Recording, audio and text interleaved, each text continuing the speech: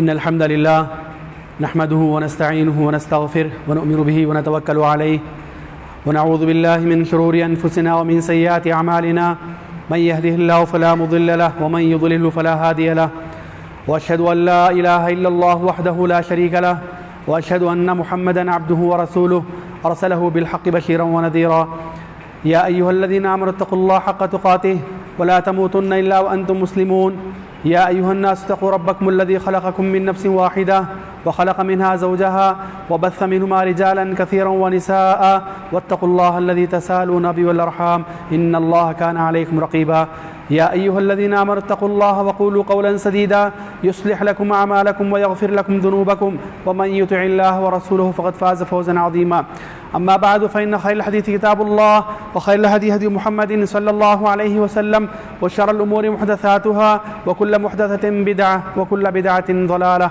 وكل ضلالة في النار. محترم سامعین، برادران اسلام اور حاضرین جمعہ، اس وقت پوری دنیا جن مسائل سے جھیل رہی ہے یہ ہم تمام پر اچھی طرح آشکارا ہیں. کورونا کی وبا، جس کی وجہ سے پوری دنیا، پورا عالم اسلام، پوری انسانیت مختلف طرح کے مسائل سے دوچار ہے، یہ ہم اچھی طرح جانتے ہیں. محترم سامعین، دنیا میں جو کچھ حادثات ہوا کرتے ہیں یہ اللہ تعالیٰ کی بنائی ہوئی تقدیر کا حصہ ہوا کرتے ہیں. اللہ رب العالمین نے فرمایا وَلَنَبْلُوَنَّكُمْ بِشَيْءٍ مِّنَ الْخَوْفِ وَالْجُوعِ وَنَقْصٍ مِّنَ الْأَمْوَالِ وَالْأَنفُسِ وَالثَّمَرَاتِ. تو ایک مسلمان کا عقیدہ یہ ہونا چاہیے کہ ایک انسان کی زندگی میں، خصوصیت سے مومن کی زندگی میں جو کچھ حادثات ہوا کرتے ہیں، بھلے وہ فائدے کی شکل میں ہو، نقصان کی شکل میں ہو، جان و مال میں کمی کی شکل میں ہو، یہ سب ہماری تقدیر کا حصہ ہے اور ایک مسلمان کو اس پر ایمان رکھتے ہوئے زندگی گزارنا ہے. اور ایک اور بات یاد رکھیں کہ دنیا میں جو کچھ مصیبتیں آتی ہیں وہ انسان کے کرتوتوں، انسان کے گناہوں اور اللہ تعالیٰ کی نافرمانی کی وجہ سے ہوا کرتی ہیں. اور ان مصائب کو ختم کرنے کے لیے، ان مصیبتوں کو دنیا سے ختم کرنے کے لیے سب سے بڑا ذریعہ اللہ تعالیٰ سے توبہ کرنا، سچے دل سے استغفار کرنا اور اللہ تعالیٰ کی رجوع ہونا ہے. یاد رکھیں، گناہوں کی وجہ سے، اللہ کی نافرمانیوں کی وجہ سے، اللہ تعالیٰ سے دوری، دنیا سے زیادہ محبت کی وجہ سے، حلال و حرام میں تمیز نہ ہونے کی وجہ سے دنیا میں مصائب، آلام، مصیبتیں، پریشانیاں، بیماریاں بہت زیادہ پھیلا کرتی ہیں. حافظ ابن کثیر رحمہ اللہ نے اپنی کتاب البدایہ والنہایہ میں ایک واقعہ ذکر کیا ہے کہ خلیفہ المقتدر باللہ کے زمانے میں ملک شام، ملک عراق اور حجاز کے علاقے میں طاعون کی بیماری پھیل گئی، جس کی وجہ سے بہت سے جانور مر گئے، مختلف بیماریاں پھیلنے لگی اور ہزاروں کی تعداد میں مسلمان مرنے لگے، انسان مرنے لگے، یہاں تک کہ درخت بھی ختم ہونے لگے، نہریں سوکھنے لگی، بہت سی پریشانیاں آ گئی. تو مقتدر باللہ نے یہ حکم کیا کہ سارے لوگ امر بالمعروف و نہی عن المنکر کا کام کریں، بھلی بات کا حکم دیں، برائیاں سے روکیں، اور جتنے گناہوں کے آلات ہوا کرتے ہیں ان تمام کو توڑ دیے جائیں، اور جو مغنی ہیں، گانے بجانے والے، رقص و سرور کی محفلیں منعقد کرنے والے، ان تمام کو شہروں سے نکال دیا جائے اور گناہ کے سارے آلات ختم کر دیے جائیں. یہ حکم دیا گیا اور ویسے ہی ہوا، اور چند دنوں بعد اللہ تعالیٰ فضل و کرم سے ساری بیماریاں ختم ہو گئی. تو یاد رکھیں، ہمارے گناہوں کی وجہ سے، ہمارے کرتوتوں کی وجہ سے بہت سی آفتیں ہم پر منڈلاتی ہیں. اللہ رب العالمین نے فرمایا وَمَا أَصَابَكُم مِّن مُّصِيبَةٍ فَبِمَا كَسَبَتْ أَيْدِيكُم. تمہیں جو کچھ مصیبتیں پہنچا کرتی ہیں یہ تمہارے اپنے کاموں کا نتیجہ ہوا کرتا ہے. محترم سامعین، حالات جو بھی ہیں، بھلے وہ بیماری کی شکل میں ہو، بھلے وہ وبا کی شکل میں ہو، بھلے وہ مالی پریشانیاں ہوں، بھلے وہ کثرت اموات ہوں، بھلے وہ خوف و ہراس کا ماحول ہو، کچھ بھی ہو، ایک مسلمان کے لیے سب سے پہلے تقدیر پر ایمان رکھنا واجب ہے. اور دوسری بات، کچھ اہم چیزیں ہیں، کچھ اہم کام ہیں جنہیں ایک مسلمان کے لیے کرنا واجب ہے. سب سے پہلی بات یہ کہ ہم تقدیر پر ایمان کو مکمل کریں اور سارے حالات کو اللہ تعالیٰ کے حوالے کر دیں اور اللہ تعالیٰ پر بھروسہ رکھیں، اللہ تعالیٰ پر توکل کیا کریں اور یہ عقیدہ رکھیں جو کچھ مصیبت پہنچتی ہے، جو کچھ فائدہ پہنچتا ہے اور جو کچھ حالات ہوا کرتے ہیں یہ اللہ تعالیٰ کی طرف سے مقرر کردہ ہیں. اللہ رب العالمین نے فرمایا قُلْ لَن يُصِيبَنَا إِلَّا مَا كَتَبَ اللَّهُ لَنَا هُوَ مَوْلَانَا. اے محمد آپ کہہ دیجئے ہمیں جو کچھ حادثات پہنچتے ہیں یہ اللہ رب العالمین کی لکھی ہوئی تقدیر کا حصہ ہیں۔ ایک اور مقام پر اللہ رب العالمین فرمائے اِن یمسسک اللہ بضر فلا کاشف لہ الا ھو، اے محمد اگر آپ کو کچھ نقصان پہنچتا ہے، کچھ مصیبت پہنچتی ہے، اللہ تعالیٰ اس کو ختم کرنے والا ہے۔ وَیُرِدْکَ بِخَیْرٍ فَلَا رَادَّ لِفَضْلِهِ، اور اللہ رب العالمین آپ کے حق میں کچھ فائدہ مقرر کرتا ہے، کچھ دنیا کے نفع کی چیزیں مقرر کرتا ہے، دنیا کی کوئی طاقت اس کو روک نہیں سکتی ہے۔ تو ہمارا عقیدہ ہونا چاہیے کہ پریشان کن حالات ہوں یا خوشحال امن والے حالات ہوں، یہ اللہ تعالیٰ کی طرف سے مقرر کردہ ہیں، اور ایک مسلمان کو زندگی میں تمام چیزوں کو اللہ تعالیٰ کے حوالے کر دینا چاہیے، اللہ تعالیٰ پر توکل کرنا چاہیے۔ دوسری بات محترم سامعین، ہم دیکھ رہے ہیں ان حالات کی وجہ سے کثرت اموات، بہت زیادہ موتیں ہو رہی ہیں، بھلے وہ مسلمانوں کی ہو یا بھلے غیر مسلموں کی ہو، اور خود ہمارے دوست و احباب میں، رشتہ داروں میں، جان پہچان کے لوگوں میں بہت سی اموات دیکھنے کو آ رہی ہیں۔ تقریباً کوئی دن ایسا نہیں گزرتا جس میں اپنے کسی جان پہچان کی، عزیز کی، اقارب کی موت کی خبر نہ سنتے ہوں۔ یاد رکھیے جو انسان دنیا میں آتا ہے اس کی عمر مقدر ہوا کرتی ہے، مقرر ہوا کرتی ہے۔ فَإِذَا جَاءَ أَجَلُهُمْ لَا يَسْتَأْخِرُونَ سَاعَةً وَلَا يَسْتَقْدِمُونَ، جب انسان کی موت آتی ہے نہ ایک لمحہ مقدم ہوا کرتی ہے نہ ایک لمحہ مؤخر ہوا کرتی ہے۔ ہمارا عقیدہ ہونا چاہیے کہ جن جن کی موت ہو رہی ہے ان کی عمر اللہ نے اتنی ہی رکھی تھی۔ یہ غلط عقیدہ ہوگا اگر کوئی انسان یہ عقیدہ رکھے کہ بیماری کی وجہ سے اس کی عمر ختم ہو گئی، بیماری کی وجہ سے وہ دنیا سے چلا گیا، اس کو اور جینا چاہیے تھا۔ نہیں، بیماری تو ایک بہانہ ہے۔ جو انسان 20 سال میں جا رہا ہے، جو 50 سال میں جا رہا ہے، جو 30 سال میں جا رہا ہے، اللہ نے اس کی عمر اتنی مقرر کی ہے، تو یہ ہمارا عقیدہ ہونا چاہیے۔ اسی طرح ہم یہ بھی دیکھتے ہیں کہ بیکاری یا بے روزگاری کی وجہ سے، تجارتیں مان پڑ جانے کی وجہ سے، کساد بازاری کی وجہ سے بہت سی تجارتیں بند ہیں، یا تجارتیں کم ہو گئی ہیں، یا نوکریاں بند ہیں، یا بہت سو کی تنخواہیں کم ہو گئی ہیں، یا تنخواہیں بند ہو گئی ہیں، مالیاتی پریشانیاں ہیں۔ ان چیزوں میں ہمارا عقیدہ ہونا چاہیے کہ اللہ رب العالمین نے ہمارے حصے میں جتنا مقدر کیا تھا وہ ہمیں ہر حال میں مل کر رہے گا۔ اگر انسان کو اس سے پہلے آمدنی ہو رہی تھی، اس کی کمپنی چل رہی تھی، اس کی تنخواہ جاری تھی، تو یہ عقیدہ ہونا چاہیے کہ اللہ رب العالمین ہمارے حصے میں اس زمانے تک، ان مہینوں تک، ان ایام تک اتنا حصہ مقرر کیا تھا جو ہمیں مل رہا تھا۔ اگر کسی وجہ سے انسان کی تجارت بند ہو گئی ہے، یا تنخواہیں بند ہو گئی ہیں، یا آمدنی کم ہو گئی ہے، ہمارا یہ عقیدہ ہونا چاہیے کہ اللہ رب العالمین نے ہمارے حصے میں، ہمارے مقدر میں اتنا ہی رکھا تھا جو ہمیں اتنا ہی مل رہا ہے، یا نہیں رکھا تھا جو نہیں مل رہا ہے۔ تو جان و مال میں کمی، اس کی پوری اصل تقدیر سے ہوا کرتی ہے۔ یاد رکھیے رسول اللہ نے فرمایا صلی اللہ علیہ وسلم وَعْلَمْ أَنَّ مَا أَخْطَاكَ لَمْ يَكُنْ لِيُصِيبَكَ وَمَا أَصَابَكَ لَمْ يَكُنْ لِيُخْطِئَكَ، یاد رکھو جو اللہ نے تمہارے حصے میں نہیں رکھا ہے وہ تمہیں کبھی بھی نہیں پہنچے گا، کبھی بھی نہیں ملے گا، اور جو اللہ نے تمہارے حصے میں رکھا ہے وہ تم سے کبھی چھوٹ کر نہیں جائے گا، وہ ہر حال میں ملے گا۔ یہ عقیدہ ہمارا ہونا چاہیے۔ افسوس کی بات ہے کہ ہم لوگ بہت سے لوگوں کی زبانی سنتے ہیں کہ ان حالات کی وجہ سے ہماری تنخواہیں کم ہو گئی، یا آمدنیاں کم ہو گئی، یا روزی روٹی چھن گئی، یا موتیں زیادہ ہو رہی ہیں۔ جانوں کا جانا یہ تقدیر سے جڑا ہوا ہے، روزی روٹی میں کمی و زیادتی یہ تقدیر سے جڑی ہوئی ہے، لہٰذا ہر مسلمان کو، ہر تاجر کو، ہر موظف کو، ہر تنخواہ دار انسان کو اس بات کا خیال رکھنا چاہیے۔ اور ایک اور بات محترم سامعین، ان ناگفتہ حالات میں، ان پریشان کن حالات میں، مصیبت زدہ حالات میں، بھلے وہ مال کے مسائل ہوں، صحت کے مسائل ہوں، اپاہج کے مسائل ہوں، انسان اپنے سے نیچے والے انسان کو دیکھے، اپنے سے بڑے والے کو کبھی نہ دیکھے، اپنے سے اوپر والے کو نہ دیکھے۔ رسول اللہ نے فرمایا صلی اللہ علیہ وسلم انظروا الی من هو اسفل منکم، تم اپنے سے نیچے والے کو دیکھا کرو، ولا تنظروا الی من هو فوقکم، اپنے سے اوپر والے کو مت دیکھا کرو۔ اللہ تعالیٰ کی دی ہوئی نعمتوں کے شکر ادا کرنے کے لیے یہی چیز مقدر ہوا کرتی ہے، یہی چیز افضل ہوا کرتی ہے۔ ہم اچھی حالت میں جی رہے ہیں، اللہ نے ہمیں اچھی حالت میں رکھا ہے، ان مصیبت کی حالات میں ہم ان لوگوں کو دیکھیں جو بھوکوں مر رہے ہیں، یا سڑکوں پہ آ گئے ہیں، یا بہت زیادہ مجبوری کی حالت میں ہاتھ پھیلانے پر مجبور ہیں۔ یہ ہمارا عقیدہ ہونا چاہیے۔ ایک اور بات محترم سامعین، جو کچھ اللہ رب العالمین نے ہمیں نعمتیں دی ہیں، جان کی شکل میں، صحت کی شکل میں، مال کی شکل میں، گھر بار کی شکل میں، آل اولاد کی شکل میں، ماں باپ کی موجودگی کی شکل میں، ان نعمتوں کو یاد کریں، ان نعمتوں کا استحضار کریں، اور ان نعمتوں پر اللہ تعالیٰ کا شکر بجا لائیں، اور اللہ تعالیٰ سے توبہ استغفار بھی کریں، شکر بھی ادا کریں، توبہ و استغفار بھی کیا کریں۔ حسن بصری رحمہ اللہ کے تعلق سے آتا ہے کہ انہوں نے ایک خادم کو, ایک نوکر کو, ایک حمال کو, مزدور کو اپنا سامان اٹھانے کے لیے لے کر گھر جا رہے تھے. دیکھا کہ وہ بندہ راستے بھر وہ حمال و مزدور الحمدللہ استغفر اللہ, الحمدللہ استغفر اللہ, الحمدللہ استغفر, یہی کہہ رہا تھا, اللہ کی حمد کر رہا تھا اور اللہ تعالیٰ سے استغفار کر رہا تھا. تو حسن بصری نے پوچھا کہ کیا بات ہے بھائی, میں نے تم کو جو ہے نا شروع سے لے کر راستے بھر اللہ کی تعریف, حمد و ثنا اور استغفار کرتے ہوئے دیکھا ہے. تو اس نے کہا کہ نعمت اللہ علیہ یستحق الحمد و تقصیری فی ربی یستحق الاستغفار. کتنی بڑی بات کہی اس نے کہ اللہ نے مجھے جو بھی نعمت دی ہے, جو بھی نعمت دی ہے, اس کا یہ حق بنتا ہے کہ میں اللہ کی حمد و ثنا بیان کروں. اللہ نے مجھے زندگی دی ہے, مجھے جسمانی اعضاء دیے ہیں, مجھے طاقتور بنایا ہے, اس کا واجب یہ مطلب نکلتا ہے کہ میں اللہ کی حمد و ثنا بیان کروں.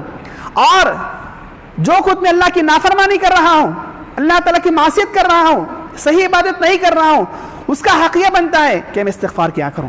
تو حسن بصری بڑے محدث, بڑے فقیہ, انہوں نے کہا کہ ھذا الحمال افقہ منی, یہ مزدور, یہ حمال, یہ نوکری کرنے والا مجھ سے زیادہ فقیہ ہے.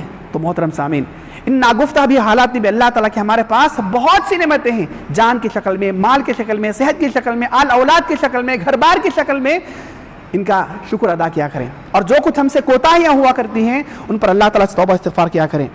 ایک اور بات محترم سامعین جو ہمیں اس زمانے میں کرنا ہے, اللہ سے لو لگائیں, اللہ طرف رجوع ہو جائیں. وَأَنِيبُوا إِلَىٰ رَبِّكُمْ وَأَسْلِمُوا لَهُ, اللہ نے فرمایا اپنے رب کی طرف رجوع کرو, اپنے آپ کو اللہ تعالیٰ کے حوالے کر دیا کرو. ایک اور بات ہمیں اس زمانے میں خصوصی کرنی ہے, دعا کرنا ہے, اللہ تعالیٰ سے کثرت سے دعا کرنا ہے. دعائیں اپنے لیے بھی, اپنی آل اولاد کے لیے بھی, عام مسلمانوں کے لیے بھی, مریضوں کے لیے بھی, پریشان حال مسلمانوں کے لیے بھی, جو مسلمان جن جن طرح کی پریشانی میں مبتلا ہیں تمام کے لیے ہم دعا کیا کریں. دعا کریں اپنے لیے بھی, الدعاء سلاح المؤمن, دعا مومن کے لیے ہتھیار ہوا کرتی ہیں. تو کثرت سے دعا, اور خصوصیت سے اس بیماری کے زمانے میں امراض سے اور برے امراض سے, وبائی امراض سے پناہ طلب کیا کریں. رسول اللہ نے ایک دعا سکھائی صلی اللہ علیہ وسلم, اللہم انی اعوذ بک من البرص والجنون والجذام ومن سیء الاقسام. کثرت سے دعا کیا کریں, اور وہ دعا صرف اپنی ذات کے حد تک نہ ہو بلکہ تمام مسلمانوں کے لیے, اپنے خیش و قارب کے لیے, اپنے جان پہچان کے والوں کے لیے, اور تمام مسلمانوں کی دعا کیا کریں. ایک مسلمان کی عادت ہوا کرتی ہے. ایک اور بات, صبح شام کثرت سے دعائیں پڑھا کریں, اورات پڑھا کریں, صبح شام کی دعائیں, گھر میں داخل ہونے کی دعائیں. یاد رکھیے یہ دعائیں ایک مسلمان کے لیے ہتھیار ہوا کرتی ہیں, یہ دعائیں مسلمان کے لیے مصیبتوں سے بچنے کے لیے قلعہ ہوا کرتی ہیں. صبح شام کی دعاؤں کا اہتمام کیا کریں. ایک اور بات, ان مشکل حالات میں بھی, ان پریشان کن حالات میں بھی, ناگفتہ بھی حالات میں بھی اللہ تعالیٰ سے حسن ظن رکھیں, اللہ تعالیٰ سے اچھا گمان رکھیں کہ اللہ تعالیٰ ہمارے ساتھ, ہمارے آل اولاد کے ساتھ, ہمارے دوست احباب, خیش و اقارب کے ساتھ اچھا معاملہ کرے گا, ان کے جان و مال کی حفاظت کرے گا. رسول اللہ نے فرمایا صلی اللہ علیہ وسلم, صحیح بخاری مسلم کی روایت ہے, اللہ تعالیٰ فرماتے, حدیث قدسی ہے, انا عند ظن عبدی بی, بندہ میرے ساتھ جیسے گمان کرتا ہے میں اس کے ساتھ ویسے ہی سلوک کیا کرتا ہوں. تو ہم اللہ کے ساتھ حسن ظن رکھا کریں, اچھا گمان کیا کریں. اور یاد رکھیں بدگمانی یہ کبھی مومن کی شان نہیں ہوا کرتی, مومن کی عادت نہیں ہوا کرتی. بدگمانی ہمیشہ یہ کفار اور منافقین کی علامت ہوا کرتی ہے. اللہ تعالیٰ کے ساتھ ہمیشہ حسن ظن رکھا کریں کہ اللہ رب العالمین جلد از جلد ان مشکل حالات کو ہمارے حق میں, تمام مسلمانوں کے حق میں اچھے حالات میں بدل دے گا. یہ گمان رکھا کریں. ایک اور بات محترم سامعین, صدقہ خیرات کیا کریں, اپنا مقدور بھر, اپنی طاقت بھر, وعلی الموسع قدرہ وعلی المقتر قدرہ, غریب انسان اپنی استطاعت بھر, مالدار انسان اپنی استطاعت بھر صدقہ خیرات کیا کریں. یاد رکھیں صدقہ و خیرات انسان کے لیے مصیبتوں سے بچنے کے لیے ایک بہت بڑا ذریعہ ہوا کرتی ہیں. طبرانی کی روایت ہے, شیخ البانی اس حدیث کو حسن قرار دیا ہے. رسول اللہ نے فرمایا صلی اللہ علیہ وسلم, صنائع المعروف تقی مصارع السوء, اچھے کام, نیک اور بھلے کام بری آفتوں, مصیبتوں کو ٹال دیا کرتی ہیں. تو اچھے اچھے کام, بھلے کام ہم پر آنے والی مصیبتوں کے لیے آڑ ہوا کرتے ہیں, رکاوٹ ہوا کرتے ہیں. تو جہاں تک ہو سکے ہم اچھے کام کرنے کی کوشش کریں. ایک اور بات محترم سامعین جو ہمیں ان ایام میں کرنا ہے وہ یہ, اپنی عمر کو غنیمت جانیں. جو کچھ ہماری عمر بچی ہے غنیمت جانیں, اور اس عمر میں ایسے نیک کام کر لیا کریں, متنوع عبادتیں کر لیا کریں جو ہمارے لیے ہمارے وفات کی بعد کام آ سکے. بھلے عبادت کے اعتبار سے, خیر کے نشر و اشاعت کے اعتبار سے, علم کے پھیلانے کے اعتبار سے, اپنے مال کے نشر و اشاعت کے, جس طرح کا خیر, جس طرح کی بھلائی ہم اپنے لیے کر سکتے ہیں کر لیا کریں, تاکہ یہی کام ہے جو ہماری وفات کے بعد ہمارے لیے مفید ثابت ہو سکتے ہیں. ایک اور بات محترم سامعین، ان وبائی امراض کے زمانے میں، اس بیماری کے زمانے میں ایک مسلمان کے لیے احتیاط بہت ضروری ہوا کرتی ہے، احتیاط بہت ضروری ہوا کرتی ہے۔ اور یاد رکھیں، احتیاط کرنا، بیماریوں سے بچاؤ کے لیے احتیاط کرنا، یہ تقدیر کے منافی نہیں ہے، یہ قضاء و قدر کے منافی نہیں ہے۔ مشہور معروف قصہ ہے، عمر بن خطاب رضی اللہ تعالیٰ عنہ شام کو جا رہے تھے اور ملک شام میں طاعون پھیل چکا تھا، وبا پھیل چکی تھی۔ عمر بن خطاب نے مشورہ کیا کہ ہمیں جانا چاہیے یا نہیں جانا چاہیے۔ بعض نے کہا کہ ہمیں چل کر جانا چاہیے، بعض صحابہ کا مشورہ دیا کہ نہیں، ہمیں واپس چلے جانا چاہیے، کیونکہ رسول اللہ نے فرمایا صلی اللہ علیہ وسلم اذا سمعتم بالطاعون بارض فلا تدخلوها واذا انتم بها فلا تخرجوا منها۔ جب تم کسی ایسی بستی کے تعلق سے سنو کہ وہاں پر وبا پھیل چکی ہے، وہاں پر مت جاؤ، اور جس جگہ پر تم ہو وہاں پر وبا پھیل چکی ہے، وہاں سے باہر بھی مت جاؤ۔ تو اختلاف ہو گیا صحابہ کرام میں، تو عمر بن خطاب نے کہا کہ ہم واپس چلے جائیں گے، ملک شام میں وبا کی وجہ سے نہیں جائیں گے۔ ابو عبیدہ بن جراح مشہور معروف صحابی جلیل القدر صاحب کہا افرارا من قدر اللہ، اے عمر بن خطاب، اللہ رب العالمین کی تقدیر سے آپ بھاگ رہے ہیں، قضاء و قدر سے آپ بھاگ رہے ہیں۔ تو عمر بن خطاب نے فرمایا نفر من قدر اللہ الی قدر اللہ، ہم اللہ تعالیٰ کی تقدیر سے اللہ تعالیٰ کی تقدیر کی طرف بھاگ رہے ہیں۔ تو عمر بن خطاب اس پرفتن ماحول میں، اس وبا والے ماحول میں جانے سے واپس ہو گئے اور انہوں نے احتیاط کو اپنایا۔ تو یاد رکھیں، ان حالات میں احتیاط بہت ضروری ہوا کرتی ہے، احتیاط ایک دوا کا ایک بہت بڑا حصہ ہے، اور احتیاط کبھی بھی قضاء و قدر کے منافی نہیں ہوا کرتا۔ محترم سامعین، جن لوگوں کو بیماری آنے کے امکانات ہیں یا بیماری مبتلا ہو چکے ہیں، ایسے لوگوں کو چاہیے کہ وہ دعا کریں، اپنا علاج کروائیں۔ رسول اللہ نے فرمایا صلی اللہ علیہ وسلم ما انزل اللہ داء الا انزل له شفاء، صحیح بخاری کی روایت ہے، اللہ رب العالمین نے جو بیماریاں اتاری ہیں ہر بیماری کی شفا بھی اتاری ہے۔ اور صحیح ابن حبان کی روایت میں ہے ما انزل اللہ الا انزل دواء، اللہ رب العالمین نے ہر بیماری کے ساتھ ساتھ اس کی دوا بھی اتاری ہے۔ تو اس حدیث کے پیش نظر انسان کو ذرا سا احساس ہو کہ اسے بیماری ہو سکتی ہے یا ہونے والی ہے یا ہونے لگی ہے، اپنا فوراً علاج کروائے اور اس اللہ تعالیٰ سے امید رکھے کہ اللہ تعالیٰ اس کو شفا دے گا۔ یہ بہت بڑی چیز ہے۔ اسی طرح محترم سامعین، اس پرفتن ماحول میں، پرفتن سے مراد وبائی ماحول میں، بیماری والے ماحول میں انسان حد درجے احتیاط برتے کہ وہ ایسی جگہوں پر نہ جائے جہاں پر بیماری پھیل چکی ہے، یا ایسے لوگوں سے ملاقات نہ کرے جو بیماری ان کے اندر پھیل چکی ہے۔ صحیح مسلم کی روایت ہے، شریف بن عمرو ثقفی فرماتے ہیں کہ قبیلہ ثقیف سے وفد رسول اللہ سے ملاقات کرنے کے لیے آیا تھا۔ کانا فی وفد ثقیف رجل مظلوم، قبیلہ ثقیف جو طائف والا قبیلہ تھا، تو طائف کا قبیلہ رسول اللہ صلی اللہ علیہ وسلم سے ملاقات کے لیے مدینہ آیا تھا، اور یہ لوگ رسول اللہ پر بیعت کرنے کے لیے آئے تھے مسلمان ہو کر۔ اور مسلمان صحابہ کرام، مرد صحابہ کرام بیعت کرنے کے لیے رسول اللہ صلی اللہ علیہ وسلم کے ہاتھ میں ہاتھ دے کر بیعت کیا کرتے تھے۔ رسول اللہ کو جیسے پتا چلا صلی اللہ علیہ وسلم کہ اس وقت میں ایک مجذوم آدمی بھی ہے جس کو جذام کی بیماری ہو چکی ہے، آپ نے اسے ملاقات نہیں کی، آپ نے اسے مصافحہ نہیں کیا، بیعت نہیں کی، کہا ارجع فقد بایعناک، اے محترم آپ واپس چلے جاؤ، ہم نے آپ پر بیعت کر لی ہے۔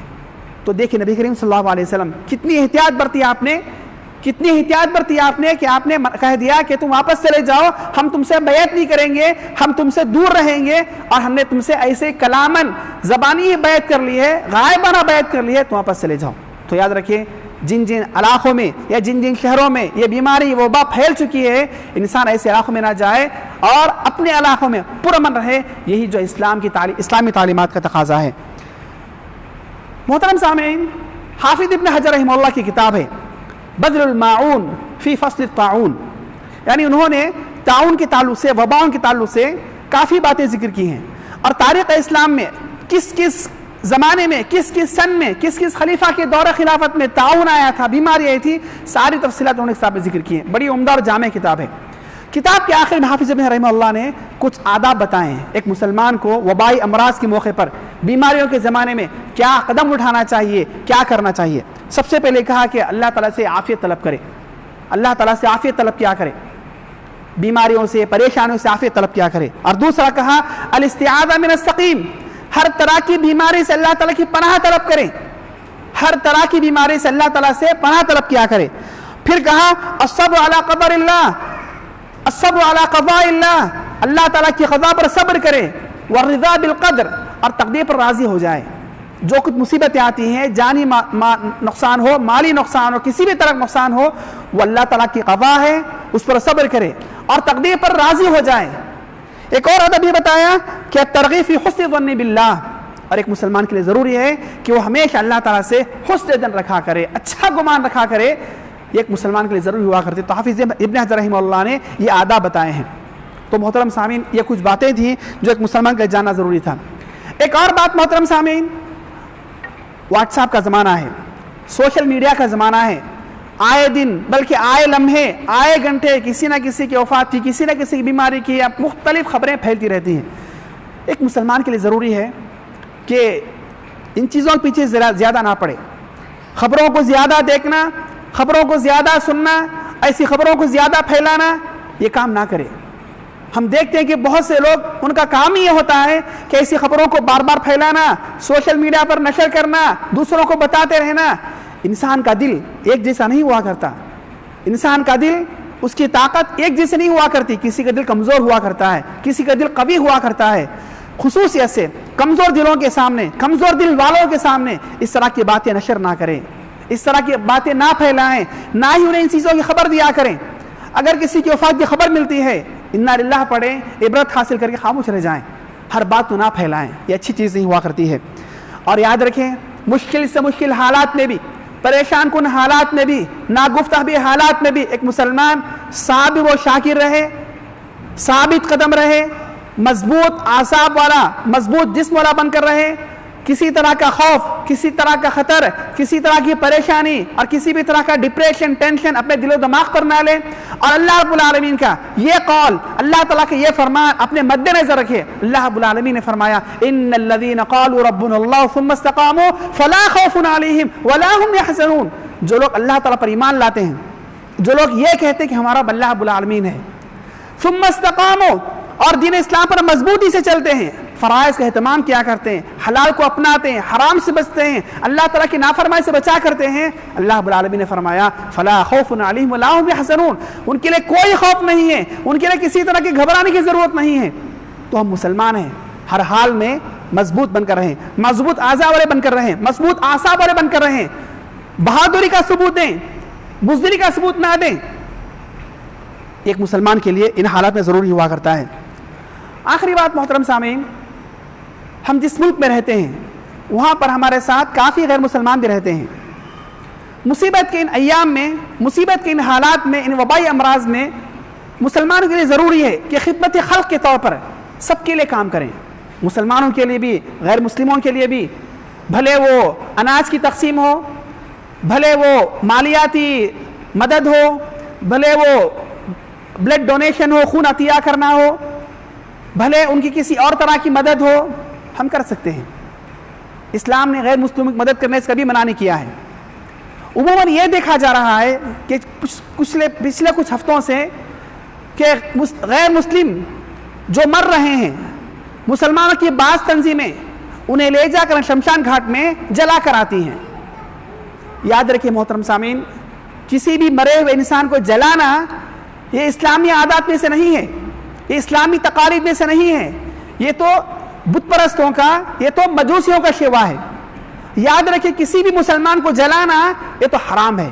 شیخ بن باز رحمہ اللہ سے پوچھا گیا کیا کہ مسلمان کو ڈاکٹر کے کہنے پر بھی جلایا جا سکتا ہے؟ تو شیخ بن باز نے کہا کہ نہیں، ڈاکٹر بھی اگر مشورہ دے، ڈاکٹر بھی اگر کہے کہ اس مسلمان کو جلا دیا جائے مرنے کے بعد، نہیں جلا سکتے ہیں. رہا کسی کافر کے جلانے کی بات اگر ڈاکٹر کرتا ہے تو حالات کے پیش نظر سوچا جا سکتا ہے.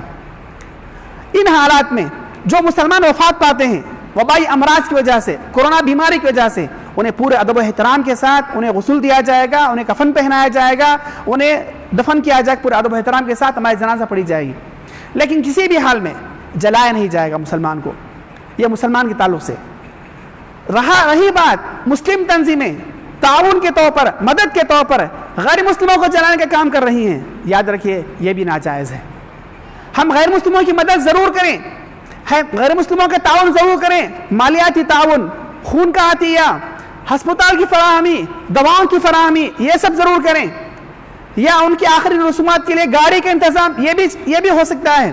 لیکن ان کے مذہبی رسومات کی طرح ان کو جلانا اور رواداری کا ثبوت دینا، ہندوستانی ہونے کا ثبوت دینا، یہ ناجائز ہے، کیونکہ جلانا یہ کبھی بھی مسلمان انسان کے حق میں اسلام نے اچھا نہیں سمجھا ہے۔ اللہ رب العالمین نے فرمایا وَلَقَدْ كَرَّمْنَا بَنِي آدم، ہم نے بنی آدم کو بہت زیادہ عزت و احترام دیا ہے۔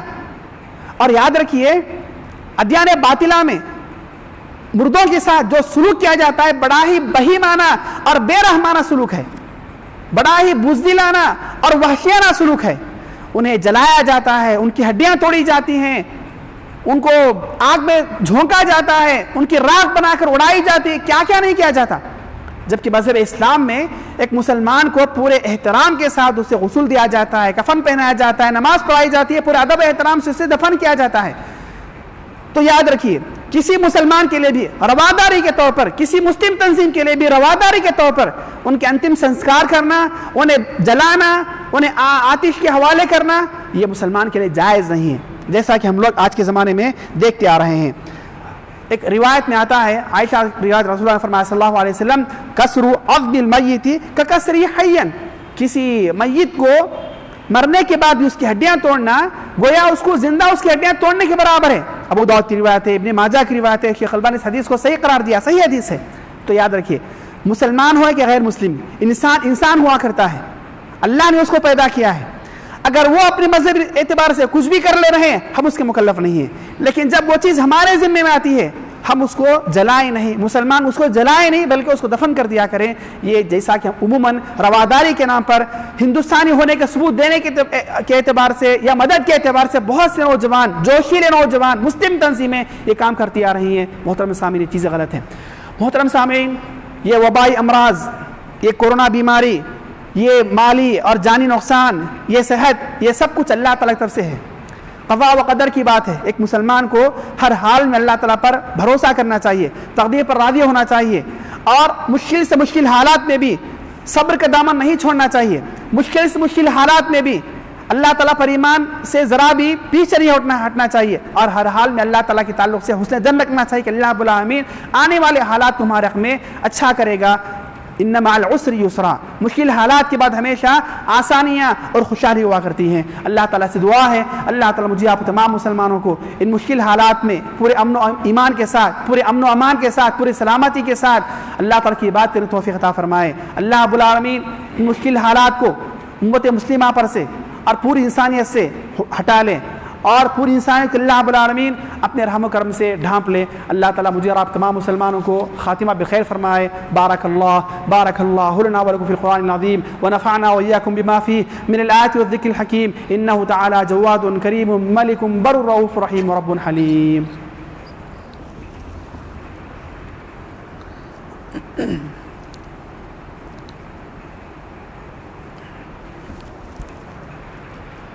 الحمد لله على إحسانه والشكر له على توفيقه وامتنانه، وأشهد أن لا إله إلا الله وحده لا شريك له تعظيما لشأنه، وأشهد أن محمدا عبده ورسوله الداعي إلى رضوانه صلى الله عليه وعلى آله وصحبه وإخوانه وسلم تسليما كثيرا. أما بعد، أعوذ بالله من الشيطان الرجيم. إن الله وملائكته يصلون على النبي يا أيها الذين آمنوا صلوا عليه وسلموا تسليما. اللهم صل على محمد وعلى آل محمد كما صليت على إبراهيم وعلى آل إبراهيم إنك حميد مجيد. اللهم بارك على محمد وعلى آل محمد كما باركت على إبراهيم وعلى آل إبراهيم إنك حميد مجيد. اللهم أعز الإسلام والمسلمين وأذل الشرك والمشركين ودمر أعداء الدين. اللهم انصر من نصر دين محمد صلى الله عليه وسلم واجعلنا منهم، واخذل من خذل دين محمد صلى الله عليه وسلم ولا تجعلنا منهم. عباد الله رحمني ورحمكم الله، أوصيكم ونفسي بتقوى الله. إن الله يأمر بالعدل والإحسان وإيتاء ذي القربى وينهى عن الفحشاء والمنكر والبغي يعظكم لعلكم تذكرون. واذكروا الله يذكركم وادعوه يستجب لكم ولذكر الله أكبر والله يعلم ما تصنعون.